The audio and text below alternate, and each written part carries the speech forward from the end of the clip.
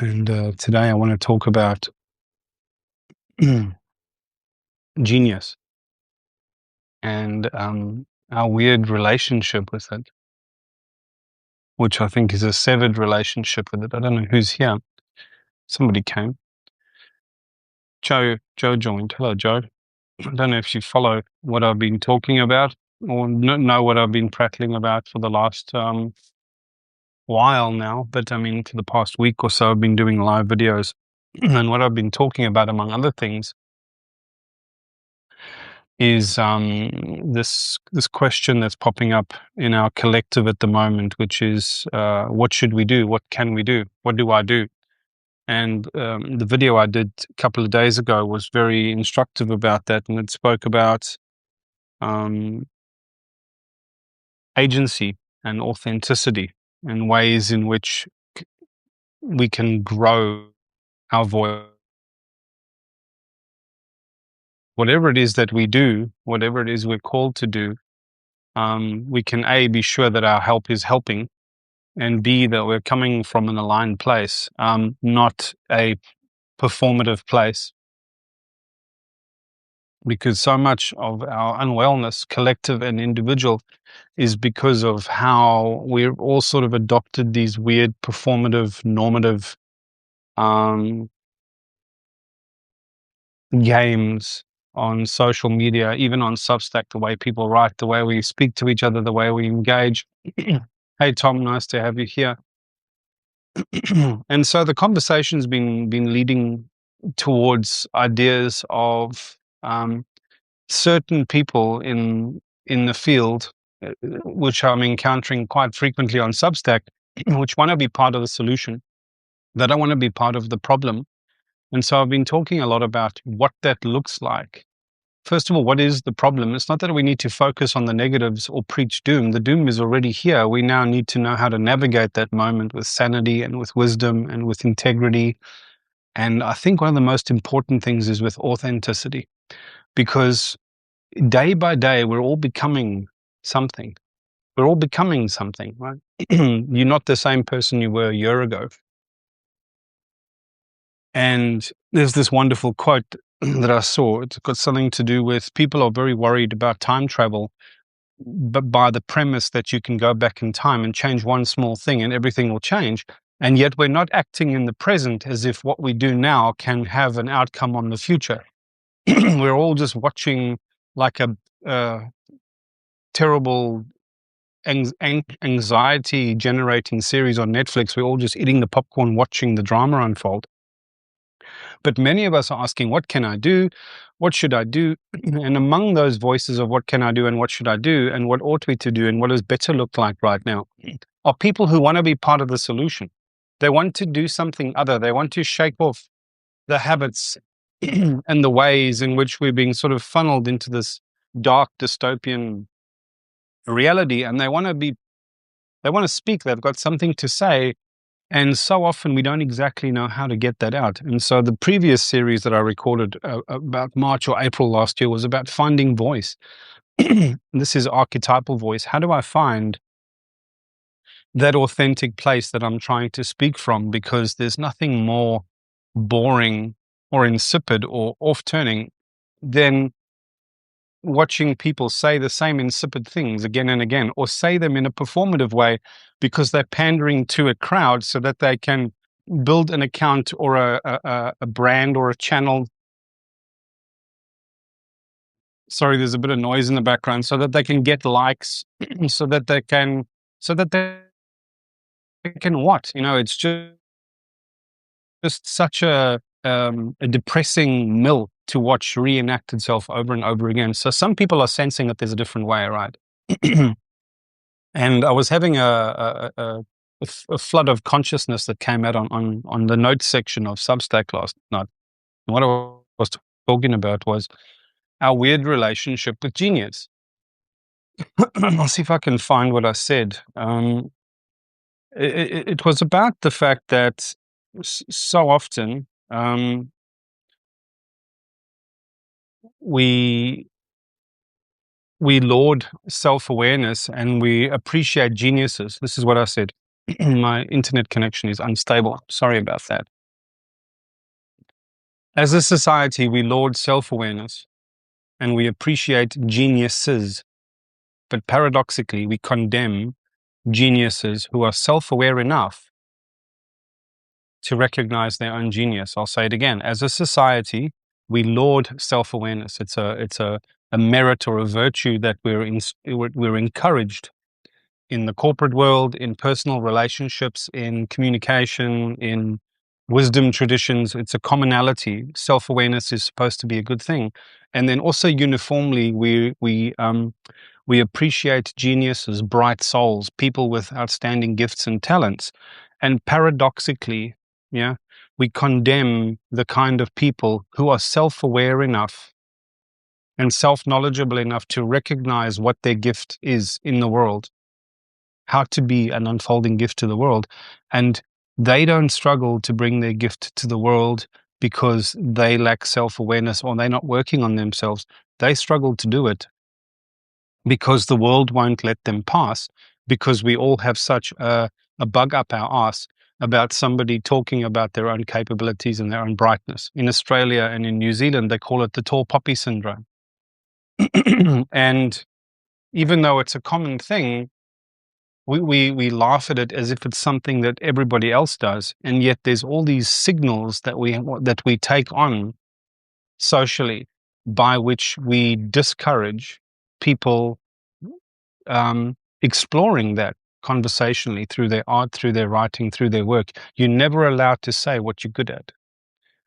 People will come along and sort of bark at you and pressurize you into getting back in line, and don't put your head up too high. Who do you think you are, kind of a thing. But who do you think I am? Who do you think I am? Who are you to say? Just ask questions, right? So I wrote something. I said, I'm looking forward to the trend that normalizes exceptionally gifted people being able to say what they are exceptionally good at without people trying to shame them into a false or cosmetic sense of modesty or humility. I'm not saying we don't need modesty and humility, but any form of modesty and humility which forces us to hide our light under a bushel is false humility, right? And it's not serving us, or it's not serving the collective, it's not serving anyone. As a society, and I've read this part before, we laud self-awareness, we appreciate geniuses, but paradoxically, we condemn people who are self-aware enough to recognize their own genius. Why are we not ready for that? I think we are ready for that. And I'm trying to encourage young voices, and I do mean young of all ages, young voices to find their voice, increase and deepen and reclaim their sense of agency, especially in the moment, and then deepen their authenticity so that we can stop hiding these forms of genius and these gifts that we came here to share. Because I think we're at a moment in human history where we're in desperate need of new ideas and evolutionary thinking and orthogonal ways of recognizing patterns and solving problems and diagnosing problems. If anyone can do something exceptional, let's hear about it. And if we doubt them, we can simply ask questions and let them demonstrate it. These are crazy times. People are rocking all sorts of incredible insights and abilities, and we aren't leveraging them because deep down, we're afraid to step into our own authenticity. We lack the courage to chase our own forms of genius. How small do you have to make yourself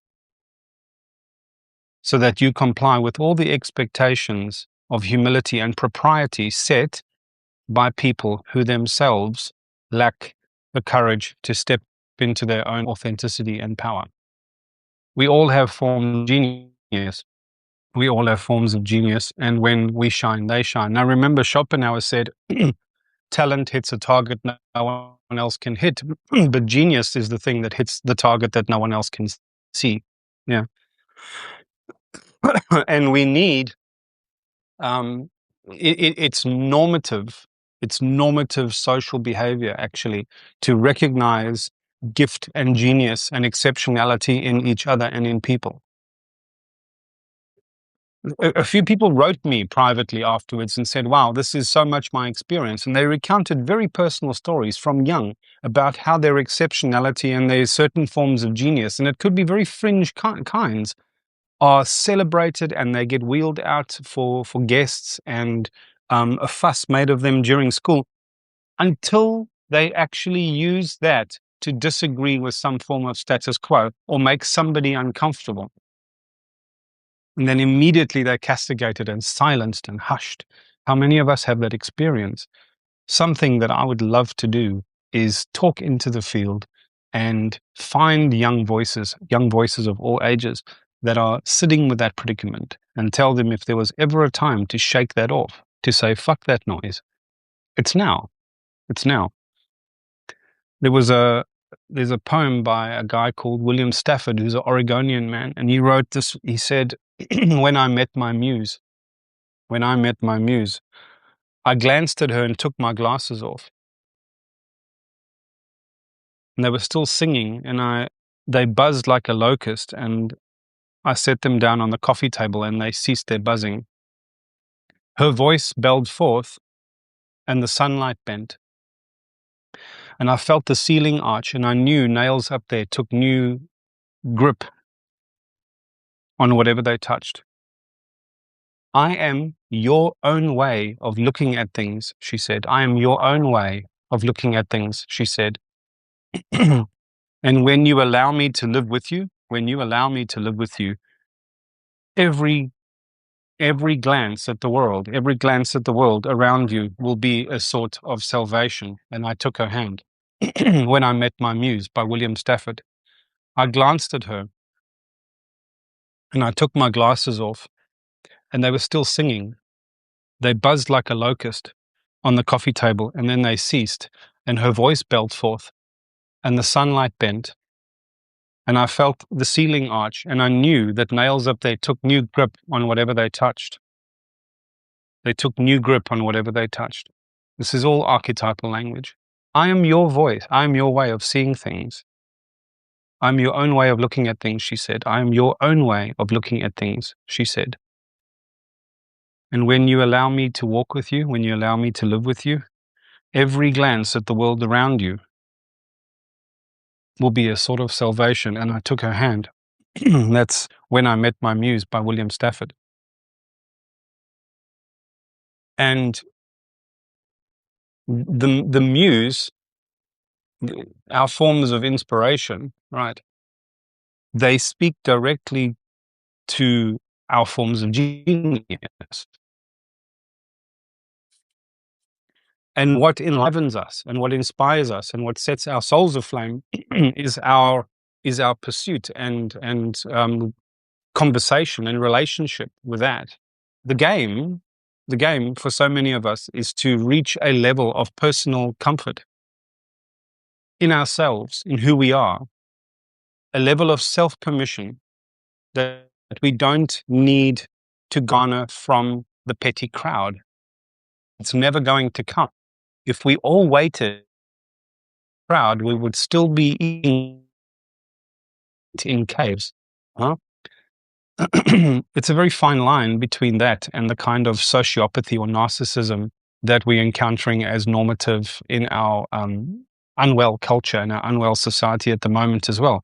But there's a very obvious difference, right? And that is authenticity and alignment. The people that I'm speaking to are not the broken people, are not the sociopaths and the narcissists. Whatever I say, there's going to be some clever way of twisting it and applying it and saying, oh yes, but then somebody could just use all of these quips about self-permission, right, to be doing the wrong kinds of things. That is true. That is true. But I mean, I've got slightly long-winded and intelligent philosophical responses to all of that. But I'm also talking about heart alignment here. You know, genius is a form of intelligence, a form of giftedness. And everything in this world that is real casts a shadow, right? Part of that work that we need to do inside of ourselves is to alchemize, is to process that shadow aspect of ourselves. Yeah. I'll answer that in a second. And there's it shouldn't be taken or that self-permission is only net positive. People who give themselves an enormous amount of self-permission can also be extremely fucking dangerous, right? Half of our trouble in the world, and I'll read something I wrote today as well, is that while you are struggling with self-permission, people with no scruples, selfish, small leadership values at their core, but they're giving themselves permission and taking up all of the self-doubt which dogs your careful steps. Now, it is almost your duty to find your courage now and to speak and make sure that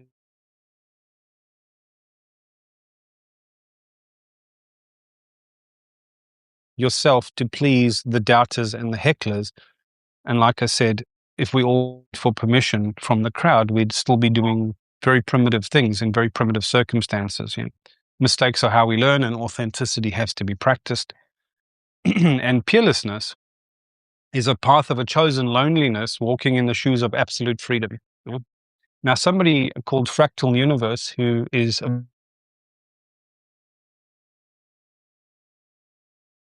it's the cost of projecting a high dimensional inner state through low bandwidth channels. Give that a chance. What they're saying is, I'm neurodivergent, and our daughter is neurodivergent, and so many people who are diagnosed as autistic or neurodivergent, even Aspergic, they might not have the normative social skills that that our systems and our institutions and our social protocols cater to or expect. But that doesn't mean they haven't got exceptional ways of doing it. Now, not all autistic people um, are socially adaptive, and that's a double-edged sword, because it's how can you be, right? How can you be?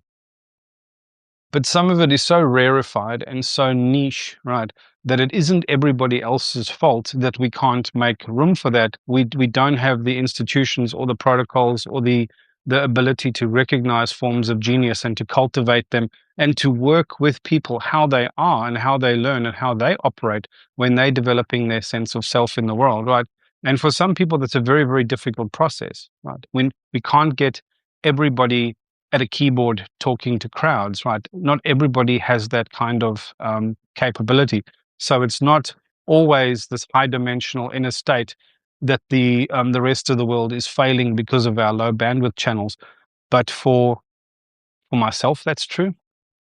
For the game changers that I mentor and teach, the exceptional human beings that I've got a jazz musician that I'm meeting with in 25 minutes.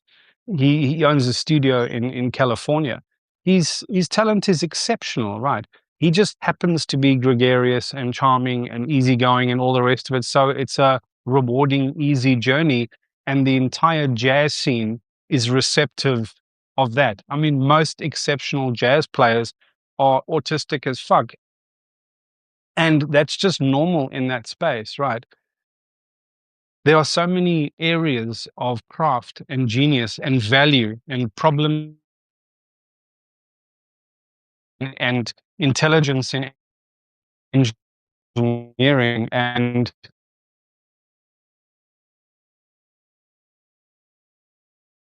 a collective problem. Moses and the analysts and the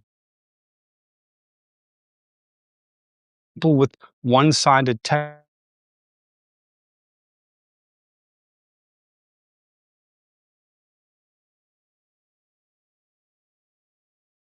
that. And nature and the cosmos is an evolving function. It's a crowning emergent process. And the souls arriving in the field now, wouldn't you know,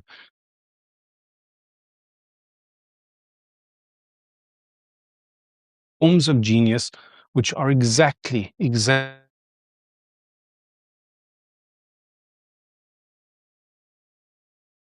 course it's like that, right? That's how you know we live in an ensouled universe, right? None of this is purely random. It's a kind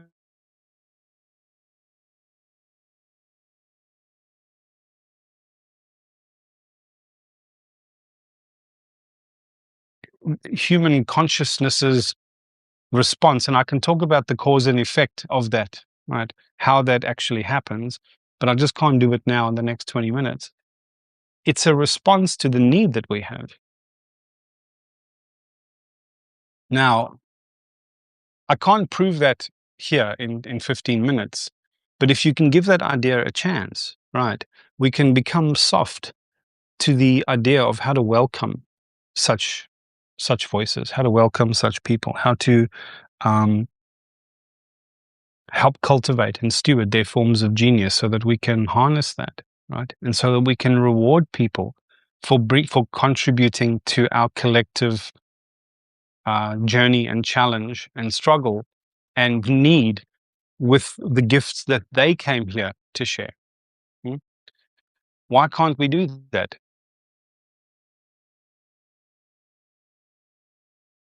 And we haven't got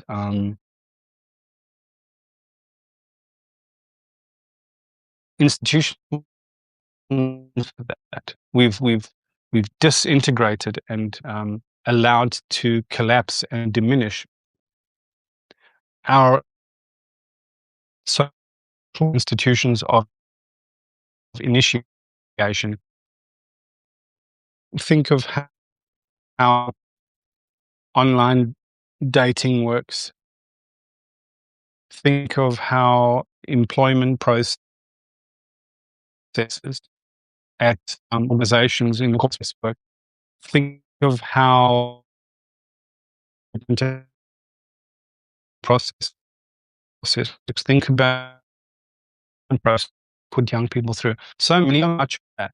The vast overwhelming majority of all that we bank the way judges the people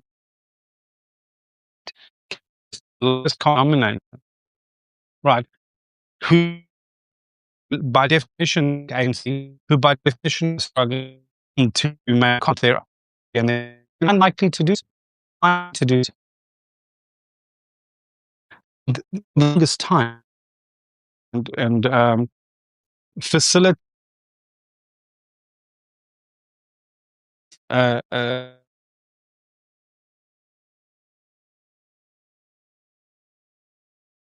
right? Not tell them what to do and how to think.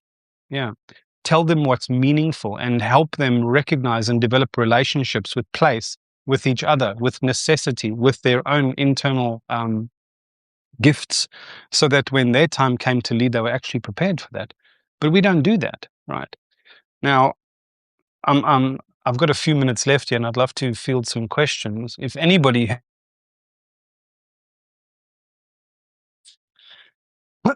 is attract those wayfinders and those torchbearers and those game changers. And for those of you that need help, guidance, mentorship, tips and tricks, to learn about you and yourself and how to operate a human rig, B, how to run, how to deepen that voice of your own authenticity and find your voice and practice it, practice your craft and calling in the world, and connect with your forms of genius, so that the way becomes clearer for you on how you want to be the unfolding gift that you came here to share. There's a myth, a story that is trying to live through you, right? And to do that, we have to transcend the small, broken, stifling narratives that we operate from, that we've normalized. Jiddu Krishnamurti said, it's no sign, it's no measure of good health to be well adjusted to a profoundly sick society. And there's a story out there that if you're not well adjusted, it's somehow some maladaptation in you. You've failed to get across the line. You've failed to organize your thoughts. You failed to do all of these things. You failed to regulate your energy and your attention and your nervous system and your blah, blah, blah. All true. But why have you failed to do that? Because it's no measure of good health to be well adjusted to a profoundly sick environment, number one. And number two, we're not really helping each other. We're not really helping each other. We're shaming people when they talk about their gifts and their talents. We do. And we still subscribing to the way that the only way that someone can bring a gift or a talent or a form of genius, or the only way to learn, is the way that they teach you. The only form of wisdom is what was written down over here. The only thing that's always true is this: there can be no right or only ways, not with 9 billion people, not with this degree of complexity and this rate of change that we're living with here. So if anyone has anything to say, I think I've nearly winded myself. I don't want to make these things too long either, so I'm going to wrap up.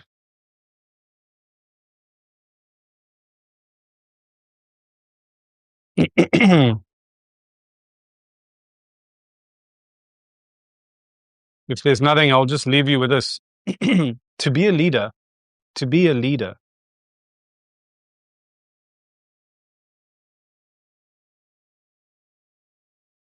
with a willingness to take on feedback. To be a leader is to understand that doing something imperfectly with the right intent, a willingness to take on feedback, and a commitment to improve requires no time to get started and no barriers to starting. It should also require no permission and carry no risk of blame if mistakes are made, because mistakes are how we learn and authenticity has to be practiced. To be a leader is to understand that doing something imperfectly with the right intent and a willingness to take on feedback, a commitment to improve, requires no time to get started and no barriers to starting. It should also require no permission and carry no risk of blame if mistakes are made. Mistakes are how we learn, authenticity has to be practiced, and actualization is the leadership of self. And unless there's any comments or questions today, good or bad, I'm off, and I bid you all a beautiful evening, and I shall be back here probably tomorrow or the next day. Thanks. And if you wouldn't mind terribly, can you give me some love hearts or some comments or some thank yous, just something that will encourage the algorithm to boost this so that other people who probably need this more than the 8 of us sitting here today can actually have a chance of hearing something like this.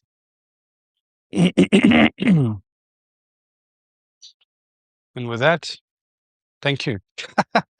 Thank you. We should normalize that, actually. If we hear something that we like, we should let people know about it. We should encourage it, right? I thrive on engagement, as pretty much everybody else does.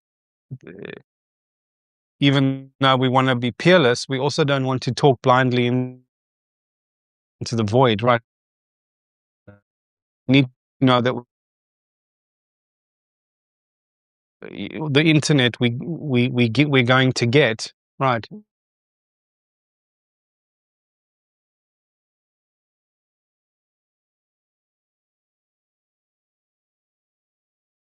is going to be predicate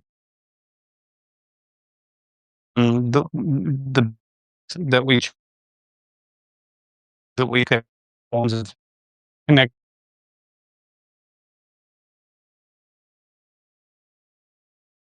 Why is this stuff not ending?